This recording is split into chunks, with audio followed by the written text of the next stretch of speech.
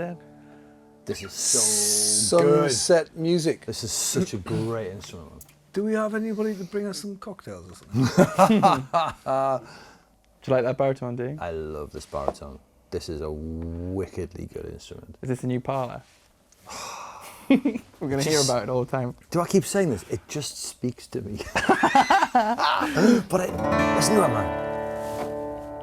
Beautiful. But every time a guitar speaks to you, your wife stops. Yes. Yes. So D, so we ship the samples here, a bunch of samples. I always get a text from D. That YB1's quite nice. That DYMR is quite nice. Yeah. I do fancy a parlour. Yes, I am the proud owner of several instruments. But D so is good, on his you know? what? 6th? Heading up to the 6th. You're gonna This would be your 6th. Not this. This would be number 6, I think. This is his as well. Yeah, only because I felt so insanely jealous of Tim's, and then when that one came along and did the comparison videos, I listened. We were doing all the videos, and it's interesting when all the mics are in the same place, right? And you're hearing guitar after guitar after guitar, and you can really hear, the difference in the size and the wood and everything. Right after each other, like. After each other, And like such a wide variety. And then he played that, and I was like, Yeah. And now we've got the Friday feeling. It's Friday. yeah. Oh, yeah. Whatever sort of week you've had, find some friends, get some guitars. Yeah. Everything's good. Everything's good. Very true. Nice balance though between the three of these, because Actually, this is probably the best balance I'd say we have between the three guitars in terms of difference. True. But today we're talking about preparing for a recording session. Continuing Great. on from the recording that we've done recently, I thought we'd talk about how to record properly at home and get a good result. And we do a lot of recording, you do a lot of recording, you do a lot of recording. And I guess it's just like a few points, isn't it? So the first one would be, well, what do you think? So when you go to a recording session, what do you think when you go? Well, hold on. Are we going to a studio or are we Both? at home? It's one and the same. It's like you want the same results, because the thing that recording does when you put the microphone in front of you and you listen back is it just makes you hear every little small indiscrepancy that you might not have heard previously. Are you talking about as a performer?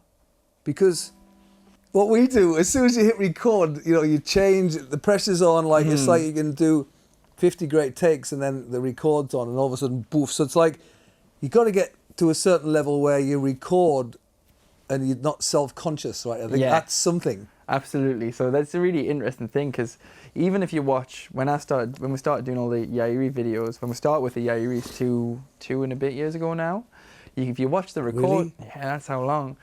I was more of a touring player, right? That was kind of where I did a bit of recording, but made most of my living from touring. And now that's kind of switched around, and I'm more of a recording player and make some of it from touring.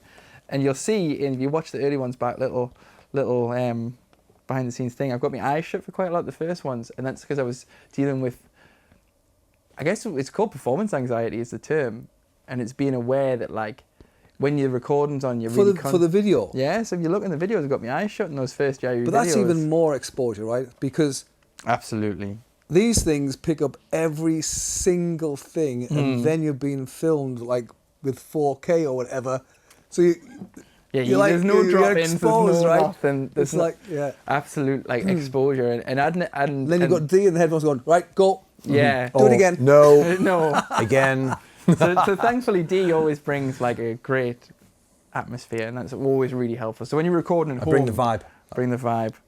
So when you're recording at home, you need that vibe, right? But the thing is, if you're sitting by yourself, you've either got to be in a good mood, but the main thing, one thing is just to never sit and beat yourself up. So you do a lot at home and you do a lot in professional studios. Yeah. When the record button gets pressed, what's the difference between home and in a studio, or is there anything? There's no difference now. Now obviously I'm in this studio all the time, so most of my recording is with D, but that wasn't always the case. The difference is when you're in the studio is you've got to deal with having people watching you as well. So it's always the same people, but it's generally like a little concert that you're given, right? You've got to think about it like a little concert. But I guess if we're thinking about people at home, the main thing that I would say is to be over-prepared. Even if you're playing a simple G chord, right? The preparation is key to the thing. playing with Metronome. So you get in your recording legs at home. You could bring your cat or your dog in or whatever. Anything like that works. Like anything you can, anything you can do makes you feel better. Yeah. Except the Get dog. Mum, get me mum in. Yeah. Mum will come down and watch us record. But it's just like, it is just about feeling more comfortable than you think you need to play the parts. But listening back and playing are two different things as well. So you want to listen back to what you've played with a critical ear, but not a too critical ear. Now, this is another really important thing that I think is worth talking about. So when you record, important. listen back and realize when you've gone wrong, but listen back, realize when you've gone wrong, and then don't like tell yourself like, oh, just I'm gonna drop this in or whatever. And everyone does that sometimes. Like there's been times as well where I've recorded something and I thought I'm just going to delete all of this, and then went away from it for a day and came back and realized it was actually fine, because you're gonna get lost in it, you know. Yeah. You know, when you read biogs and stuff of like some of the best musicians or artists, seems often the better they are, the more self-critical they become. Yeah. And I think that's part of that sort of artist insecurity that many people have. It's always like, I can do better, oh, that's not good, oh, I can't do that. Oh. You start focusing on the small details. What I've learned, like since being here in Alvarez and stuff, is you're just a part, really. You're creating this big thing and you're a part. And for me, that takes a lot of pressure away. It's not, it's not like your fractional part of that is creating this whole, you know, hopefully great thing. And being in a team, thinking, because everybody else is sounding good and, you know, you're doing your bit, enjoy it.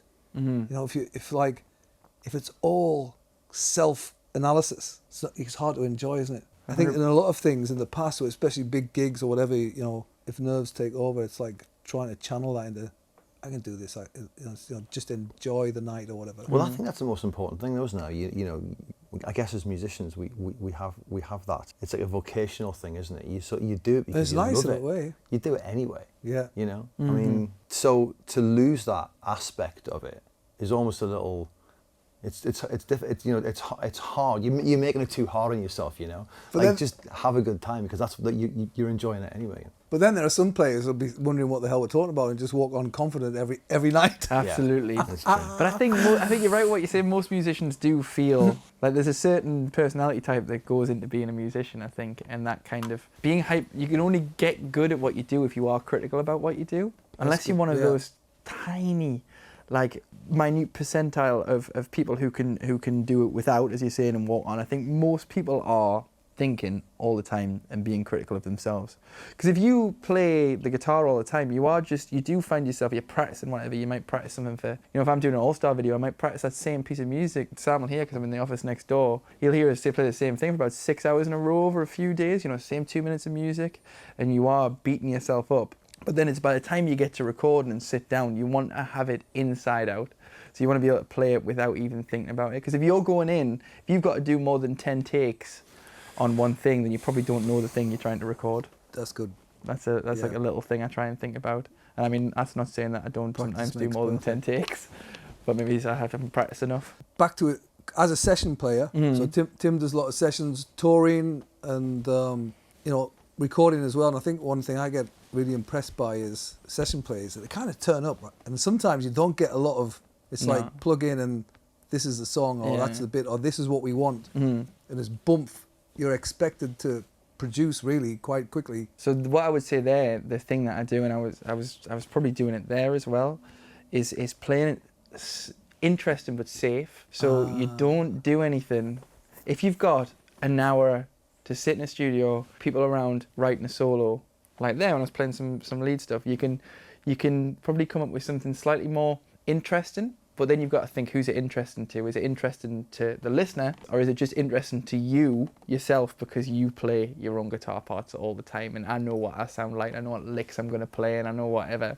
The thing that you do is generally in that moment, is just play parts that you think people will like, and play it safe. Don't go for something mad. Like, because if I went for a mad run there or something and wanted to like cross the whole fretboard because I thought it sounded cool or to me or looked cool, but then made a mistake, we just had to start the take again. What's the point? So the piece is the boss, or the song is the boss? The song's always the boss, and then the people you're playing with are the boss as well. You're only, as you said, you're only a part. You don't want, like, I'm not like Steve Vai playing lead guitar at the front of the stage with a fan in my hair. I'm always part of the group. You don't have a fan in your hair these days? I don't. There's a few fans upstairs. Might bring one in for the next Alvarez TV. That's disappointing. I wouldn't go on stage with a fan in my hair. Would you? I always have several. Several fans in your hair. Well, at least two. It's stereo. So Stereo fans and a spare one in the back just in case. But so that's kind of where we're at with recording. So, but for when people are recording at home, and when you're recording at home, and when we're all recording at home, another thing is as well as the preparation and not beating yourself up is, I would say, play with a metronome as well. What do you think about that?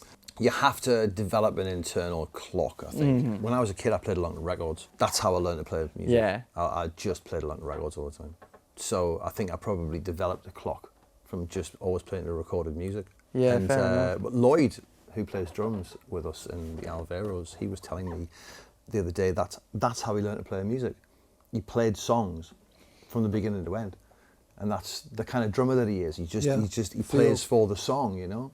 And I thought it was really interesting, you know. I think to playing to a metronome, playing to a piece of music, it's always helpful. all that stuff Developing works. a sense of the groove and stuff. Interesting what you said before, that picking up on that whole thing about preparation, because that when that red light syndrome, people get red light syndrome, right? It happens.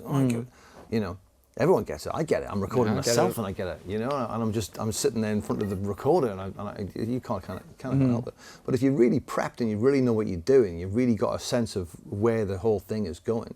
You sort of take some of that away, don't you? You know, you just have to think in your head. You have to think like, I know this. I've played it. You know, there's times like some big concerts, a particular memory I have of this kind of performance anxiety thing is going on, doing a really big show and kind of playing the guitar bit that started, and actually standing up and getting on my riser and shaking, like physically shaking, thinking, God, I've got to stop this. That's tough, man. I've got to stop this. I've got to and I managed to think through, but there's times when we're recording and I'm thinking, you know, if we're 8 takes in and I'm doing a piece I've written and I've got to get it perfect, you know, there's no drop in, the video's on, where I'll start to have that same feeling of rise. You'll be like, I think I'm almost there, and I'm then almost suddenly, there, and you get the end. You get almost the end of it, and you start to think, you start to take those deep breaths. And it's all about just like making sure you breathe, because I bet you've found it. You might have found the same thing. I certainly do it. If you're playing through, you'll gradually stop breathing. You'll start to go like. And you'll be playing. So that's a good bit of advice from Tim. Keep breathing. Keep breathing. If you stop breathing, keep strumming. But it is. It's keep that performance anxiety at bay, and the best way around it is just by knowing the thing you're doing inside out.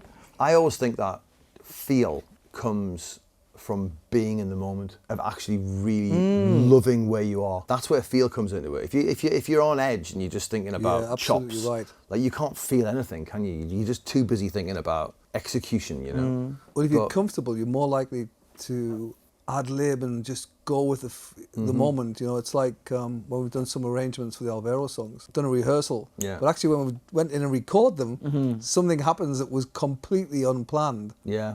And you know, a stop will just appear, or a little instrumental part or something, and you just the kind of vibe takes over. That's nice. Yeah. And then if you're prepared, you can be relaxed going into that, because you know obviously you know what chords and. How do you find it when you record at home? Because you start recording at home. It's because you record here in the studio and you're very comfortable in that environment. But when you record at home, which is I guess where most people will be recording, how would you find it? Because it's pressing the on and off button and things do take away from the moment. So my thing is I do a lot of writing. So I think I showed I've got like 600 and something voice messages. So to me it's like, when something comes, get it down. I don't go on and switch everything on. If I do, I just tend to do sort of live stuff. I'd never spend a lot of time getting into the technicalities. I'm just not into that. Yeah. So I just think, what does the song need? What am I writing? And then, you know, generally think it's rubbish and put the guitar down and then come back to it. And then my job is different. It's not. Although I'm making instruments, it's not making music. So that's more of a hobby. But where your job is, you know, your income is based on making music week in, week out. I mean, I don't ever forget that I am incredibly lucky to do that, but I do treat it in terms of accuracy in the same way that anyone else treats their job. You know, so you have to be accurate, you have to be on it, you have to be over prepared, you have to spend that time. I remember watching this Towns Van Sant documentary. Mm-hmm. I can't remember how he said it, but something about when you make the decision to go down that road, like that's it. So there's no, it's just you and music. Mm-hmm. It's a very brave decision. Can be a very lonely path, Mm-hmm. and it can be very hard, you know, financially, emotionally, people around you, and all that sort of stuff. But it's like to step across the line and think, I'm going to do this, takes a lot of guts, I think. So you're making it work, man. Yeah, well, thanks, mate. Like, it has been those things that you described, lonely and tough at certain points. The past few years have been... The past 2 years... I mean, the pandemic has the exactly pandemic helped didn't people. help. I just kind of, as I've come out of the pandemic, it's come out better, and the kind of period before the pandemic was fantastic as well. Before that, there was some tough times, but if the rewards outweigh all that, you know, when you That's are brilliant to playing hear music that, for yeah. a job, the rewards do outweigh that stuff, Yeah, that's great. and we'll have a lot of fun. And You just laugh. love what you do, though, don't you? That's the thing. Yeah, I guess I guess so. I absolutely do. As well as that, you get lots of friends, which is hugely valuable to me. Like the music as a job also means and you have a huge social circle, and you get to do things like this and come in and laugh, and we're all friends. We all hang out outside of doing the Alvarez stuff, and that's really important. And all that stuff is just as important. And also, just to go back to the pandemic thing, obviously it was devastating for musicians who go out and play or even recording. But at the same time, like, you know, many parts of the music industry boomed as people turned to playing music to get through it. They're at home or recording or going back to instruments or buying new instruments or thinking, what shall I do? So that's really encouraging, because we're coming out of this slowly with more musicians in the world. Absolutely. This is very true. And hopefully the people who had chosen to make their living playing music, you know, work is coming through, and like the whole live thing.